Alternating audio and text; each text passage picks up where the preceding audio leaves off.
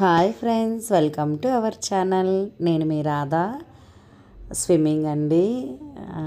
Swimming first దిగ్గానే floating చేయాలి.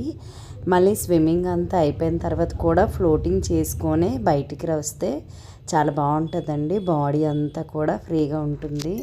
నేను swimming start చేసి ఒక 11 నెలలు 11 మంత్స్ అవుతుందండి. బాడీ అయితే చాలా ఫ్రీగా ఉంది. బ్యాక్ పెయిన్ బాగుండేది, తర్వాత మోకాలు నొప్పులు కూడా ఉండేవి నాకు. కానీ ఇప్పుడు ఆ పెయిన్స్ అయితే అస్సలు లేవండి. చాలా బాగుంది.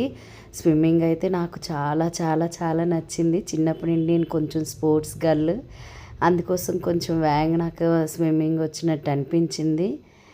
ఒక 1 మంత్ 2 మంత్స్కే కొంచెం బాగా నేర్చుకున్నాను. కానీ కొంచెం ఇంకా నేర్చుకోవాలండి. ఏదో నాకు వచ్చినట్టుగా చేస్తున్నాను.